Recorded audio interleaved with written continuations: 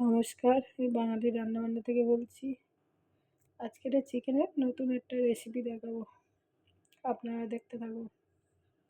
কড়াতে দিয়ে দিলাম জল, দিয়ে দিলাম আলুটা একটু সিদ্ধ করে নেব, একটু লবণ দিয়ে দেবো। আলুটা সেদ্ধ হয়ে গেছে, এবার নামিয়ে নেব।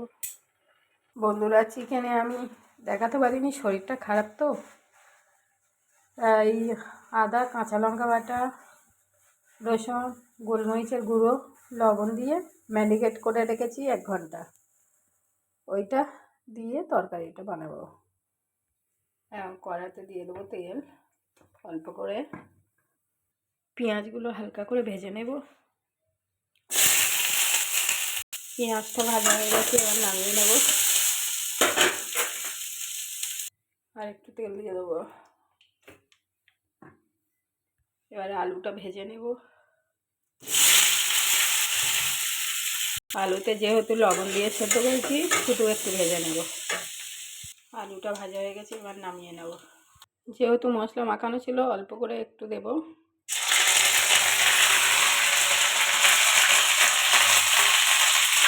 টমেটো, লঙ্কা কুচি দেব।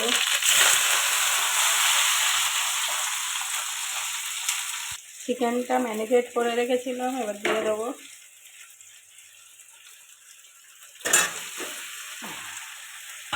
এটা ভালো করে কষাতে থাকবো। মাংসতে এখন আর কিছুই দেবো না, এবার ভালো করে কষিয়ে আর ঢাকা দেবো। আর এই সাদাভাবেই করবো, আর কোনো মশলাই দেবো না। চিকেনটা খুলে একটু দেখে নেব। এটা দই চিকেন করলে খুব সুন্দর হতো, তো আমার ঘরে ছিল না, যা ছিল তাই দিয়ে করেছি। আবার আলু না দিলে আমার ছেলে খাবে না, আলু ছাড়া করলে আরও ভালো লাগতো। এবার দিয়ে দেবো আলুগুলো।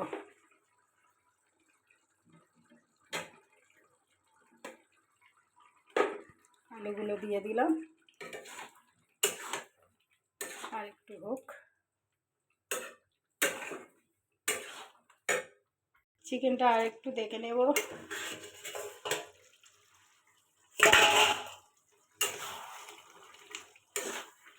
এবার দিয়ে দেবো ভাজা পেঁয়াজগুলো। এবার আর একটু কষিয়ে নামিয়ে নেব। এবার দিয়ে দেবো সানরাইজ গরম মশলা।